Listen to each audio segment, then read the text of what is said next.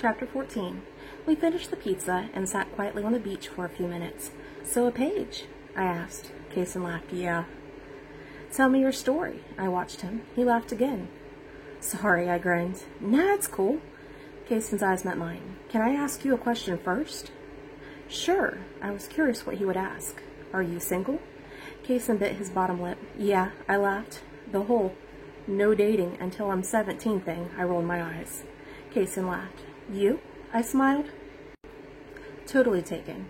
Kaysen's eyes sparkled in jest. He picked up my hand. I bit my lower lip and then smiled. "I bet that's what you tell all the girls," I laughed. "That, and my girlfriend is in another town." Kaysen's smile vanished. "Do you want to be my girlfriend?" He was direct. I kind of liked it. Kaysen was still holding my hand and waiting for a response. If someone said I could fall in love in a day, I would have thought they were crazy. But the truth was, I was already half in love with Kaysen. "And what exactly would you expect out of a girlfriend?" I teased. Kaysen laughed. "Oh, you know, normal girlfriend stuff." I laughed. "Okay." "Okay as in yes?" Kaysen pushed. "Yes," I laughed. Kaysen grinned. "So you must like me or something." "Or something." I shrugged nonchalantly. Kaysen laughed. He scooted closer and put his arm around me. I could hear his heartbeat. This could actually be something. I smiled. "So, all the boring details about me, that's what you want?" Kaysen whispered in my ear. I laughed. "Yeah, I bet they're not boring." "Wait to be bored." Kaysen laughed. "So, I'm pretty familiar with the whole no dating until 17 rule. It makes a lot of sense now." Kaysen played with my hair. "But my mom's parents weren't. Mom got pregnant at 16 and had me at 17. She finished high school and met the man I called Dad a month before graduation. He's a folio." I didn't know what to say. "What happened to your biological father?" "He's in jail. Drugs, heroin." Kaysen shrugged. "I'm sorry. This had gone a lot deeper than I intended." "It is what it is." Kaysen moved my hair out of my face. "But that's not the man I am. So, I made it to 17, no kids. Your girlfriend, Uno." Kaysen laughed. "You mean you weren't a heartbreaker?" I laughed. "Not that I know of." Kaysen was amused. "Siblings?" I asked. "My sister, Julie. She'll be a sophomore next year," Kaysen answered. "Cool." I liked the sound of his voice. "You?" Kaysen asked. "Just Damien. He's 5 years older. He's married to Ariel. She was a page too." I laughed. "Interesting." Kaysen was amused. "I think she's my third cousin. But I haven't seen her in like a decade." "Ariel's pretty cool," I admitted. "What do you want to be when you grow up?" Kaysen asked. "I have no clue." I laughed. He laughed with me. "How about you?" I asked. "Win the lottery and retire." Kaysen grinned. "No, seriously." I sat up. "Honestly, we can be whatever we want." Kaysen shrugged. "I might buy out a chain of coffee stores." He smirked. "You're serious?" I tilted my head. "Yeah," he laughed. "I was thinking about buying the place I work. The people are pretty cool. I've seen the books. It makes a profit." His gaze didn't falter. "What, are you rich?" I laughed like it was a joke. Kaysen didn't laugh. "Wait, are you?" My eyes were wide. "Let's just say I heard a story where I knew how to invest and make a profit." Kaysen grinned. "Kaysen!" My jaw dropped. "I started working at the coffee house when I was 16. I was saving for a car and almost had enough for the one I wanted when I learned I was a storyteller. So I told myself a story. I have $500,000 in the bank and $2 million tied up in investments." My eyes were wide. Playing the lottery is a little obvious, plus it's a scourge for other storytellers to play. Kaysen shrugged. The sun was setting. Kaysen stood up and held out a hand. "Come on." I picked up my shoes in one hand. I took his outstretched hand. He pulled me to my feet. "My house isn't too far from here." Kaysen was holding my hand. "Did you ever get your car with your millions?" I laughed. "I have a black pickup truck at home and a 1967 blue Mustang at my beach house." Kaysen answered. I tripped. "Are you okay?" Kaysen laughed. "I wasn't expecting that answer," I admitted. "I can make up a different one," Kaysen joked. "I like the truth," I told him quickly. "Me too," Kaysen smiled. We were standing in front of a large beach house. Kaysen was walking me towards the door. I wasn't expecting this either. "This is your house?" I was dumbfounded. When you're a storyteller, there's no reason to be poor. Kason rubbed his coin, and the door opened. The taxes on this place have got to be ridiculous, I told him, unless you don't pay taxes. Money? Emma, on a first date? Kason was amused. I was happy with the beach, I admitted. Kason laughed. No, I'm legit. I don't really pay taxes per se.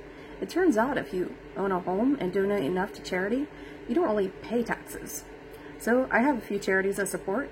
I'd rather give money to starving children than the government, Kason shrugged.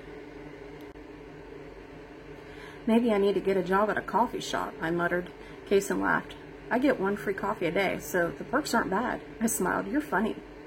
So what exactly do you know about being a storyteller? Kason walked to the fridge. He held up a drink as if to ask if I wanted it. I nodded. He handed it to me. I opened it and took a drink. He leaned on the counter. Not much, I blushed. Kason smiled. Apparently, you know something. I blushed more and pushed my hair out of my face. So, according to my brother, ooh, the brother, this should be good. Kason took a drink.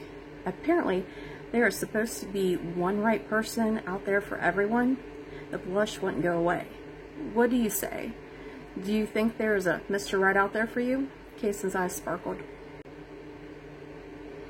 Actually, I've been using the term Mr. Destiny. I smiled. Mr. Destiny? Kason nodded and smiled. I like it. I shook my head. I couldn't believe I was having this conversation, but he was super easy to talk to. I couldn't help from spilling. What else do you know? Kason walked around the counter and stood next to me. Not much. Damien told me that about Angeline. I shrugged. Good old great times infinity grandma to us all. Kason laughed and took another drink. I heard something about a quest, I added. Kason froze for a moment. He sat down his drink and turned to me.